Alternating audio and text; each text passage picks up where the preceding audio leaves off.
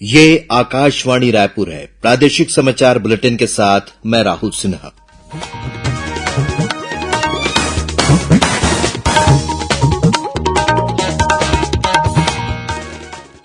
पेश है आज के मुख्य समाचार। केंद्रीय मंत्रिमंडल की बैठक में लिए गए कई अहम निर्णय। कैबिनेट ने एक राष्ट्र एक चुनाव के लिए गठित उच्च स्तरीय समिति की सिफारिशों को किया स्वीकार। प्रधानमंत्री जनजातीय उन्नत ग्राम अभियान को भी दी गई मंजूरी। केंद्रीय वित्त मंत्री ने आज एनपीएस वात्सल्य योजना का शुभारंभ किया। रायपुर, बिलासपुर और दुर्ग में आयोजित कार्यक्रम में शामिल हुए छात्र। बलरामपुर जिले में सीएएफ के जवान ने अपने साथियों पर चलाई गोली, 2 जवानों की हुई मौत, 2 अन्य जवान घायल। और सीबीएसई की बोर्ड परीक्षाओं में भाग लेने वाले 9वीं और 11वीं कक्षा के विद्यार्थियों का पंजीकरण आज से शुरू।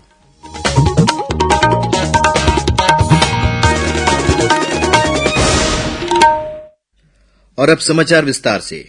केंद्र सरकार ने देश भर में एक साथ चुनाव कराने के लिए एक राष्ट्र एक चुनाव के लिए गठित उच्च स्तरीय समिति की सिफारिशों को स्वीकार कर लिया है। नई दिल्ली में आज संवाददाताओं से बातचीत में सूचना और प्रसारण मंत्री अश्विनी वैष्णव ने कहा कि पूर्व राष्ट्रपति रामनाथ कोविंद की अध्यक्षता में गठित समिति ने राजनीतिक दलों और विशेषज्ञों सहित हितधारकों के साथ व्यापक विचार विमर्श किया। उन्होंने कहा कि इसे 2 चरणों में लागू किया जाएगा। श्री वैष्णव ने कहा कि पहले चरण में लोकसभा और विधानसभा चुनाव एक साथ होंगे, जबकि पंचायत और नगर पालिकाओं जैसे स्थानीय निकाय चुनाव आम चुनाव के 100 दिनों के भीतर कराए जाएंगे। श्री वैष्णव ने बताया कि सरकार ने 79,156 करोड़ रुपए के परिव्यय के साथ प्रधानमंत्री जनजातीय उन्नत ग्राम अभियान को भी स्वीकृति दी है। उन्होंने कहा कि यह योजना सक्षम बुनियादी ढांचे के विकास, आर्थिक सशक्तिकरण, गुणवत्तापूर्ण शिक्षा और स्वास्थ्य तक पहुंच सुनिश्चित करने, जनजातीय समुदायों की सामाजिक आर्थिक स्थिति में सुधार करेगी। श्री वैष्णव ने कहा कि इसके अंतर्गत लगभग 63,000 गांवों को शामिल किया जाएगा और इससे 5 करोड़ से अधिक जनजातीय लोगों को लाभ होगा। यह अभियान 30 राज्यों और केंद्र शासित प्रदेशों के 549 जिलों और 2,740 प्रखंडों के सभी जनजातीय बहुल गांवों को कवर करेगा। इसके अलावा सरकार ने विज्ञान और प्रौद्योगिकी क्षेत्र को बढ़ावा देने के लिए चंद्रयान 4 मिशन और वीनस ऑर्बिटर मिशन को मंजूरी दी है। श्री वैष्णव ने बताया कि सरकार ने चालू रबी सीजन के लिए फास्फेट और पोटाश उर्वरकों पर पोषण आधारित सब्सिडी को भी स्वीकृति दी है। उन्होंने कहा कि प्रधानमंत्री अन्नदाता आय संरक्षण योजना को भी मंत्रिमंडल ने जारी रखने को मंजूरी दी है। केंद्रीय वित्त मंत्री निर्मला सीतारमण ने आज एनपीएस वात्सल्य योजना का शुभारंभ किया। बिलासपुर के तारबहार स्थित आत्मानंद शासकीय अंग्रेजी माध्यम स्कूल में राज्य स्तरीय बैंकर समिति द्वारा नाबार्ड के सहयोग से कार्यक्रम का आयोजन किया गया। इस आयोजन में स्कूली बच्चे अपने पालकों के साथ शामिल हुए। वहीं दुर्ग जिले के सुरपा स्थित महंत पोसूदास शासकीय हाईस्कूल में भी वात्सल्य योजना के शुभारंभ अवसर पर आयोजित कार्यक्रम में शामिल होने बड़ी संख्या में बच्चे और उनके पालक पहुंचे। गौरतलब है कि एनपीएस वात्सल्य योजना माता पिता को पेंशन खाते में निवेश करके अपने बच्चों के भविष्य के लिए बचत करने के साथ ही दीर्घकालिक धन सुनिश्चित करने की अनुमति देगा। योजना के अंतर्गत माता पिता बच्चे के नाम पर सालाना 1,000 रुपए का निवेश कर सकते हैं। ये योजना पेंशन फंड विनियामक और विकास प्राधिकरण के तहत चलाई जाएगी। राज्यपाल रमेन डेका ने आज राजभवन में दुर्ग के स्वामी आत्मानंद तकनीकी विश्वविद्यालय के अंतर्गत गठित ग्रामीण प्रौद्योगिकी और उद्यमिता फाउंडेशन के तहत किए जा रहे स्टार्टअप्स का प्रस्तुतिकरण देखा। उन्होंने सभी के स्टार्टअप्स की सराहना करते हुए इसे आम व्यक्ति के लिए सरल और सुलभ बनाने पर बल दिया।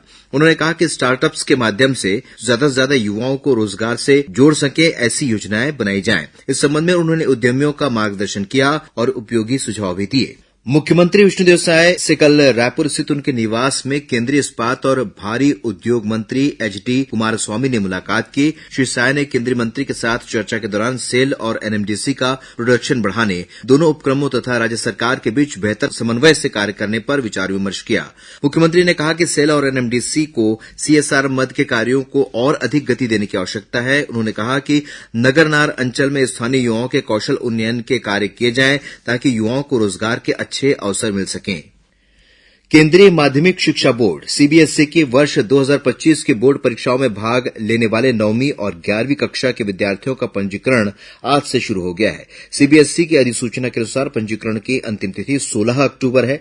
सीबीएसई से संबद्ध विद्यालय cbse.gov.in पर अपने छात्रों का पंजीकरण करवा सकते हैं। स्कूलों को छात्रों का विवरण दाखिल करने से पहले सीबीएसई पोर्टल पर खुद का भी पंजीकरण करना होगा। स्कूलों से कहा गया है कि छात्र का नाम, उसके माता पिता या अभिभावक का नाम, विषयों के नाम और अन्य सूचना को सही तरीके से दाखिल करें। बलरामपुर जिले में आज छत्तीसगढ़ सशस्त्र बल सीएएफ के एक जवान ने अपने साथियों पर गोली चला दी। इस घटना में 2 जवानों की मौत हो गई, जबकि 2 अन्य जवान गंभीर रूप से घायल हो गए हैं। यह घटना सामरी थाना क्षेत्र के सीएएफ के भुताही कैंप में हुई। घायल जवानों को सामरी के प्राथमिक स्वास्थ्य केंद्र में भर्ती कराया गया है। जिले के पुलिस अधीक्षक राजेश अग्रवाल ने घटना की पुष्टि करते हुए बताया कि सीएएफ के एक जवान ने अपनी सर्विस राइफल से अपने साथियों पर गोली चला दी, जिससे एक पुलिसकर्मी की मौके पर ही मौत हो गई, जबकि दूसरे ने अस्पताल ले जाते समय दम तोड़ दिया।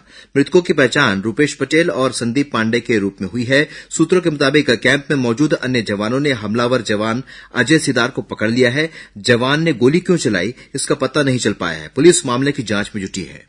झारखंड में विधानसभा चुनाव से पहले भारतीय जनता पार्टी ने अपनी तैयारी तेज कर दी है और इसी कड़ी में 2 जिलों के प्रभारी के रूप में केंद्रीय राज्य मंत्री तोखन साहू ने कार्यकर्ताओं की बैठक ली, जिसमें सभी को परिवर्तन यात्रा की तैयारी में जुट जाने को कहा। 25 से 28 सितंबर के बीच परिवर्तन यात्रा में झारखंड के लातेहार विधानसभा में सांसद मनोज तिवारी और रवि किशन शामिल होंगे। कबीरधाम जिले के लोहारीडीह गांव में एक व्यक्ति की मौत के बाद पुलिस ने प्रदर्शनकारी 140 ग्रामीणों को हिरासत में लिया था। इनमें से जेल में बंद एक व्यक्ति की आज सुबह तबीयत बिगड़ने पर उसे जिला अस्पताल ले जाते वक्त रास्ते में मौत हो गई। इसकी सूचना मिलने पर बड़ी संख्या में ग्रामीण जेल पहुंचे और हंगामा करने लगे। इस बीच नेता प्रतिपक्ष डॉ चरणदास महंत ने प्रदेश में बदहाल कानून व्यवस्था को लेकर राज्य सरकार पर आरोप लगाया है।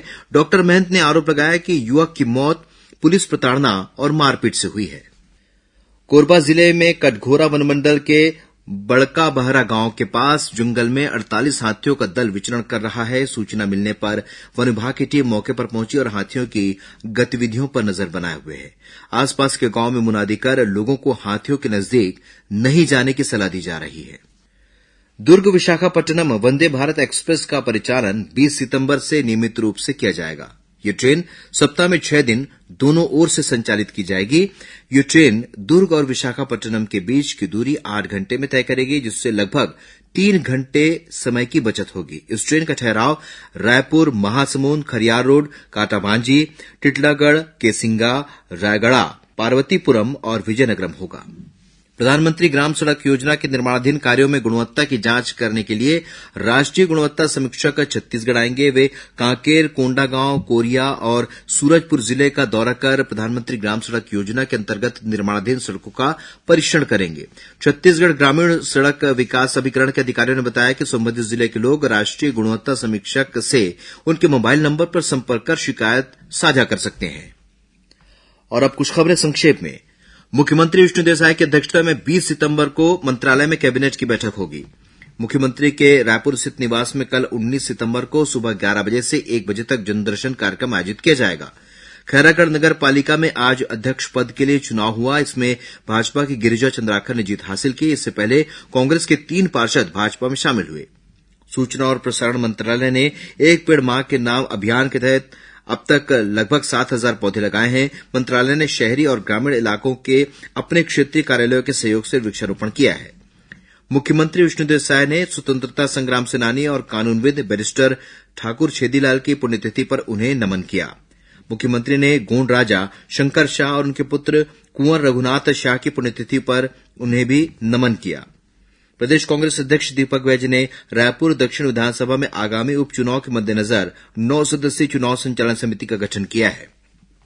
रायगढ़ जिले में विकसित भारत मोदी जी की संकल्पना पर आधारित छायाचित्र प्रदर्शनी का शुभारंभ वित्त मंत्री ओपी चौधरी ने किया।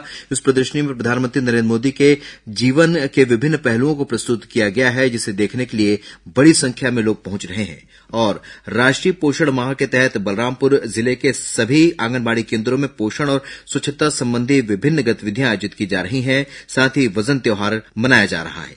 अंत में मुख्य समाचार एक बार फिर। केंद्रीय मंत्रिमंडल की बैठक में लिए गए कई अहम निर्णय। कैबिनेट ने एक राष्ट्र एक चुनाव के लिए गठित उच्च स्तरीय समिति की सिफारिशों को किया स्वीकार। प्रधानमंत्री जनजातीय उन्नत ग्राम अभियान को भी दी मंजूरी। केंद्रीय वित्त मंत्री ने आज एनपीएस वात्सल्य योजना का शुभारंभ किया। रायपुर, बिलासपुर और दुर्ग में आयोजित कार्यक्रम में शामिल हुए छात्र। बलरामपुर जिले में सीएएफ के एक जवान ने अपने साथियों पर चलाई गोली, 2 जवानों की हुई मौत, 2 अन्य जवान घायल। और सीबीएसई की बोर्ड परीक्षाओं में भाग लेने वाले 9वीं और 11वीं कक्षा के विद्यार्थियों का पंजीकरण आज से शुरू। इसी के साथ प्रादेशिक समाचार बुलेटिन समाप्त हुआ। नमस्कार।